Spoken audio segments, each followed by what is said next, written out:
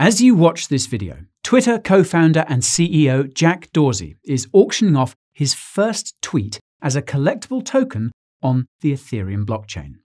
The highest bid currently stands at a whopping $2.5 million with 1 week left before the auction ends. If you're wondering what the hell is going on here, you're not alone. Cryptocurrency's booming NFT market makes little sense at first glance. Nobody in their right mind would shell out millions of dollars for an NFT, yet this is happening almost every day. As it turns out, there is actually much more to NFTs than meets the eye, and some of these NFTs are only beginning to realize their fair valuations. Today, I'm going to explain what NFTs are. I'll give you an overview of the NFT market, and I'll tell you about a few NFT-related cryptocurrencies and projects to keep on your radar. Be sure to stick around, because I'll also be revealing some details about my very own upcoming NFT giveaway.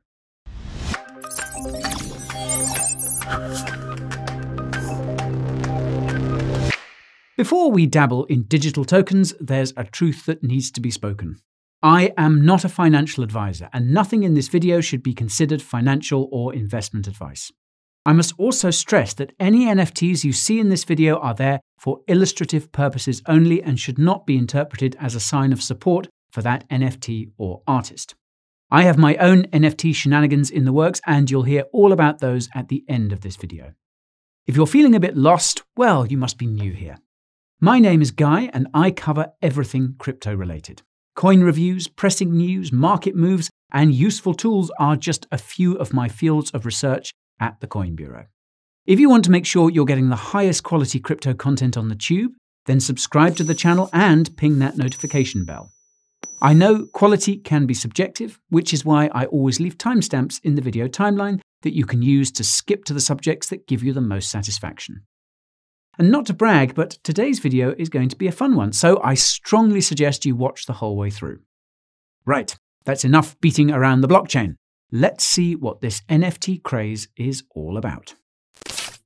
NFT stands for non-fungible token and describes a unique digital asset on a cryptocurrency blockchain that is permanent, cannot be replicated, cannot be counterfeited, and is provably owned. NFTs are permanent because, unlike unique digital assets in online games like RuneScape, they continue to exist so long as the blockchain the NFT exists on continues to operate. It doesn't matter if the games they're used in cease to exist. NFTs cannot be replicated because they are created using smart contracts, which are essentially self-executing computer applications that cannot be modified once they've gone live. Depending on the conditions of the smart contract, it can allow for the creation of one or multiple NFTs of the same or similar kind. NFTs cannot be counterfeited because the cryptocurrency blockchains they exist on are almost always publicly viewable and transparent. This means anyone can check if an NFT came from the smart contract belonging to the person who originally created it, or from a different smart contract made by some imposter. The openness of cryptocurrency blockchains is also what makes ownership of these NFTs something provable. You're easily able to see which wallet address is holding the NFT token you're looking at. Although NFTs also cannot be divided into smaller fractions, there are a few developers who are working to make that possible. NFTs have technically been around since 2012, when colored coins were introduced to Bitcoin. Now, without getting into the weeds, colored coins basically made it possible to add special attributes to specific BTC coins. A BTC coin could be colored to represent things like currencies and expensive works of art. Today, NFTs exist on multiple blockchains, though mostly on Ethereum. This is mainly because smart contract blockchains like Ethereum do a much better job of minting and managing unique digital assets than Bitcoin. You're probably familiar with ERC20, which is Ethereum's fungible token standard that makes it possible to create stablecoins like USDT and other tokens that have identical features. Now, if that flew over your head, fungible basically means that there's no difference between, say, the 100 USDT in my wallet and the 100 USDT in someone else's wallet. Each USDT token is interchangeable. Now, I know this is not technically 100% correct, shout out to the Monero cypherpunks, but it's a standard assumption. Now, by contrast, ERC-721 is Ethereum's non-fungible token standard. This makes it possible to create unique digital tokens that have the 4 properties that I mentioned a few moments ago. There are also other non-fungible token standards on Ethereum, notably ERC-998, which makes it possible to bundle multiple ERC-721 tokens together, and ERC-1155, which lets you combine ERC-721 and ERC-20 tokens together. Interestingly enough, many popular NFTs like CryptoKitties and CryptoPunks were actually created before the ERC-721 standard was introduced in January 2018. The developers basically created their own custom smart contracts to make punks and kitties, which you'll probably know have recently been selling for hundreds of thousands of dollars a pop. If you want to get a sense of just how big the NFT market is, look no further than non-fungible.com. Here you'll find the trading volumes for most major NFTs such as CryptoPunks, Decentraland, CryptoKitties, and The Sandbox. My quick maths calculated an all-time trading volume of over $400 million across these different NFT markets and categories. While I wasn't able to find an up-to-date statistic on the actual market cap of all NFTs, non-fungible.com's year-end report notes that the approximate market cap of all NFTs at the end of 2020 was over $330 million. Most of this comes from NFTs related to art, gaming, and virtual worlds like Decentraland. This was larger than the $315 million NFT market cap non-fungible.com had projected in their 2019 report, which also notes that the NFT market cap was just $30 million in 2017. Even with this impressive growth, the NFT market cap has a way to go before it becomes a visible slice of the pie of the global collectibles market, which was valued at $360 billion in 2016. Still, something tells me that the NFT market cap is much, much larger than $330 million. For starters, there's NBA Top Shops, which was first announced back in July of 2019 and only went live in October 2020. NBA Top Shops is a collaboration between the NBA and Dapper Labs, the company which created CryptoKitties.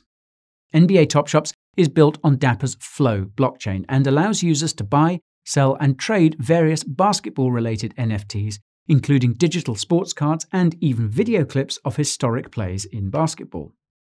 NBA Top Shops recently reported that they had bagged over $230 million in NFT sales. NFT market statistics compiled by Paradigm co-founder Matt Huang revealed that 60 million of these sales took place between mid-January and mid-February, with another $40 million of other NFTs being sold during that time. CryptoPunks were also on that list of top sellers, and if you're unfamiliar with CryptoPunks, well, let me bring you up to speed. As I mentioned earlier, CryptoPunks have been around since 2017, when a total of 10,000 unique punks were created by 2 Ethereum developers. Believe it or not, these were actually given out for free, and anyone with an Ethereum wallet address was able to claim a randomly assigned punk, some of which are rarer than others. Naturally, this created a secondary market to trade these punk NFTs, which began trading for thousands of dollars afterwards. Fun fact, you can trade an index token of all CryptoPunks on the SushiSwap DEX, though I wouldn't recommend it since the volume is pretty low and gas fees are high. When you combine these recent NFT sales with the various NFT shenanigans from celebrities like Logan Paul, Lindsay Lohan, and Grimes, who is interestingly enough also Elon Musk's girlfriend, I reckon it's safe to assume that another $100 million of NFTs have been sold since mid-February. This would put the current market cap of the entire NFT space at around $500 million, and that's a conservative estimate. And now for the question of the hour. Who the hell is buying this shit and why? Well, why would anyone drop 50 grand to buy a 1999 first edition Charizard? Because it's the coolest thing ever? In all seriousness though, the short answer is because humans like to collect things and have been doing so since the dawn of time.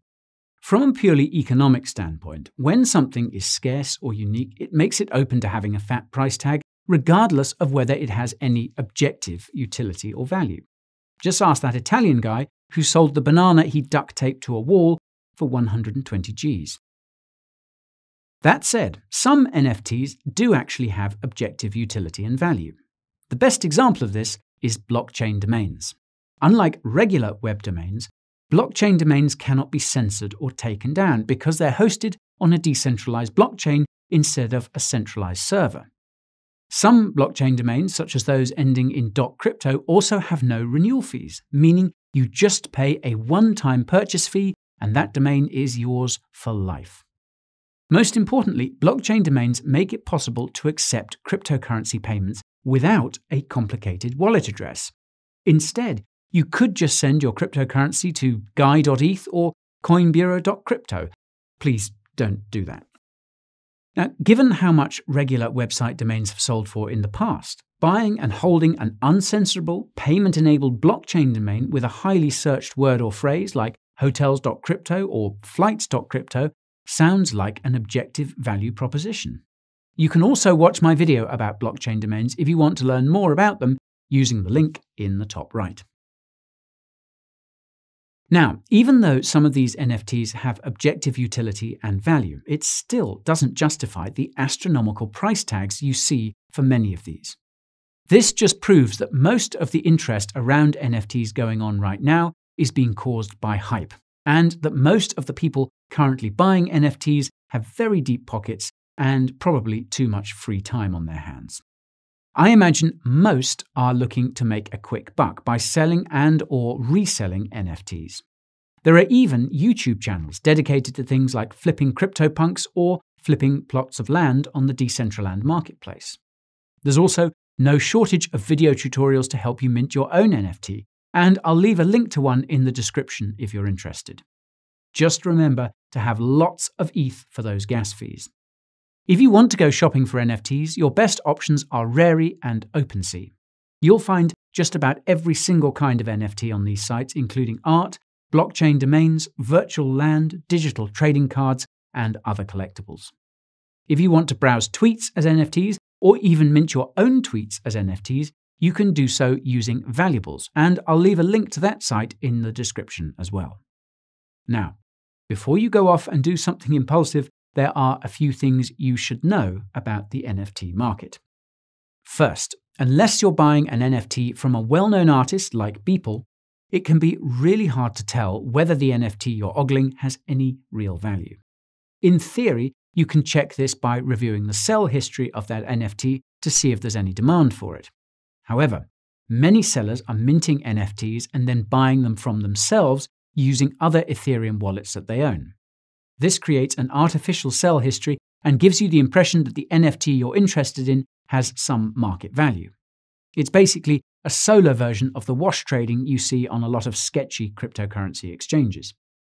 There are also a lot of sellers on NFT marketplaces pretending to be museums and art galleries. Sometimes they're even marked as a verified seller because they link to a dummy account on Twitter. These fake museums and art galleries sell high-quality images of semi-famous artworks they found on Google as NFTs for a pretty profit. Besides the risks I just pointed out, there are a few others to keep in mind. The NFT market is clearly in a bubble, and unlike the crypto market, there's going to be little to no support on the way down. This is mainly because the NFT market isn't liquid, and there's also no definitive way to tell what the fair value of any NFT is. If you want to learn more about the NFT economy, I recommend checking out Alex Becker's channel. And while you're there, tell him to answer my Instagram messages. A safer alternative to NFTs are the tokens that power their various marketplaces. Not surprisingly, most of these NFT project tokens are in bubble territory as well. Both CoinMarketCap and CoinGecko have designated tabs for NFT project tokens. A few NFT projects I've been watching are Audius, Chiliz, Decentraland, and Theta. I won't have time to go into these projects in detail here, so I'll just give you the elevator pitches. You'll have to do the rest of the research yourself, and my videos on Decentraland and Theta can help you with that. They'll be waiting for you in the description. Anyways, Audius is a decentralized music streaming platform. As many of you will know, musicians have been getting squeezed by record labels and streaming platforms for years, if not decades. This pandemic certainly hasn't helped things either. Audius makes it possible for artists to stream directly to listeners while keeping the lion's share of the money they make. If Spotify's market cap is anything to go by, Audius has a very bright future ahead of it. Audius only launched in September 2020 and already has 3 million active users. The only problem is that the audio token has some brutally bad tokenomics.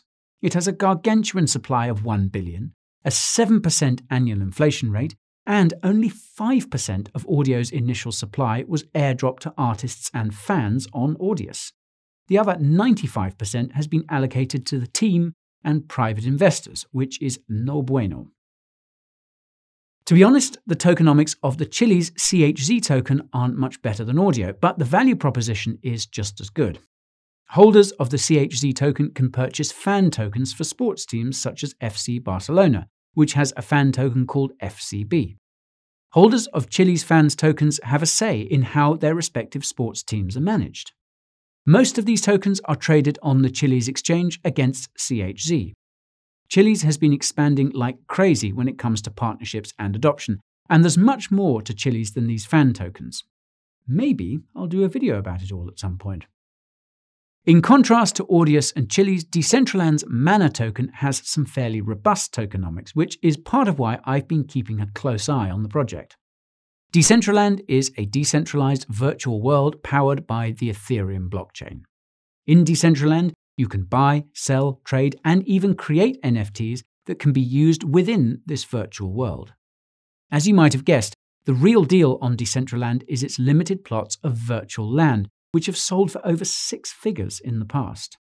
Most of the might in Mana's tokenomics comes from the fact that it's burned to buy land, and burned when paying for fees for other marketplace transactions. Mana token burns will only grow as it continues to onboard users and secure new partnerships like the recent one with Atari that will bring virtual cryptocurrency casinos to Decentraland. If that's not convincing enough, consider the fact that Grayscale's recently incorporated an investment trust for the Mana token. Can you guess which other NFT project Grayscale has opened a trust for? That's right, Theta. Theta is a decentralized video streaming protocol that will likely rival YouTube the same way Audius is likely to rival Spotify. If you think that sounds ridiculous, you probably don't know that Theta has partnerships with Google and Samsung, and recently partnered with Sony's European arm. Now, unlike other cryptocurrency partnerships, Theta's partnerships are very real. Case in point, Theta.tv is embedded into Samsung Daily, which came pre-installed on over 75 million Galaxy smartphones that are currently being used by very real people. To top it all off, Theta token probably has the best tokenomics of any NFT-related project. Theta has a fixed supply, no inflation, and 100% of that supply is also technically in circulation. Theta has consequently seen next to no resistance in its rise from 5 cents to over $6 over the last year. In a video I did last year, it was actually one of my top coin picks for 2021. So, if you managed to get in before this recent rally, congrats. The NFT market has been hot for months and seems to be showing no signs of cooling off. There's only a matter of time before that bubble bursts, and I can't wait for it to happen. Why? Because the projects with real value are the ones that will survive, and it won't just be blockchain domains that survive the crash. Some NFT art will also survive the purge and will likely be displayed in one of cryptocurrency's many virtual worlds. There are already talks to create virtual museums for top-tier NFT pieces like the burnt Banksy and Beeples Bull Run. I even read an article that discussed the possibility of showcasing this art in real life using augmented reality. This means you could hang your digital NFTs as art in your own home for everyone to see, as long as they're wearing that special eyeglass, of course. What's even crazier is that NFT use in DeFi is starting to become a thing. There are already peer-to-peer marketplaces like NFTFi, where people can use their NFTs as collateral to borrow stablecoins like DAI. And speaking of tokens, I think there's a lot of hurt on the horizon for anyone who FOMO'd into these NFT project tokens. Tokens tied to projects with valuable use cases like Audius will probably recover, but I'm not so sure about the others. I will reiterate that this is a good thing. After all, this competition is what makes cryptocurrency such a powerful force. Now, regarding my NFT plans. I've been on the fence about making NFTs for quite some time. Why? Well, I'm not really a fan of selling personal tokens to my subscribers in order to profit from it. It's not my shtick. However, when I saw that even Cointelegraph had started dabbling in NFTs in December last year, I realized I had to make an NFT debut sooner or later. After talking with the other agents here at the Coin Bureau, I've finally come up with an NFT idea that sits well with me. As you all know, I love to shill my merch, and that's because it's one of the ways I can keep this channel going.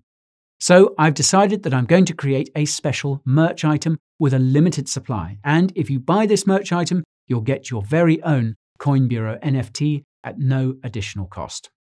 As with my other merch, all proceeds will go towards supporting the channel. Any proceeds you make from selling the NFT on secondary marketplaces will be yours to keep, along with the merch, of course. If you decide to hodl your Coin Bureau NFT, even better. Now, I'll be sure to share more details as I finish hammering them out, but in the meantime, I'd love to hear your feedback. Be sure to drop me a like on your way down to the comments section if you enjoyed this video, and remember to subscribe and ping that notification bell so you don't miss any updates about my NFT master plan. I'll also be sharing those developments on Twitter, Instagram, and TikTok, so be sure to follow me there if those are your preferred methods of communication. If you're a die-hard cryptomaniac who only uses Telegram, be sure to join the Coin Bureau Insider Telegram channel to get your daily dose of crypto market updates. If you've sworn off social media altogether, you can still stay in the loop by subscribing to my weekly newsletter, where I disclose my personal cryptocurrency portfolio, along with the tools and resources you need to make yours look as good as mine. And of course, if you want to support the channel while rocking some sick swag, you can check out the Coin Bureau merch store and pick out an item, or 2 or 3, that match your mood. Gateways to my socials, newsletter, and merch store are all in the description. I've got to run, folks, but I will see you in a jiffy. Guy, over and out.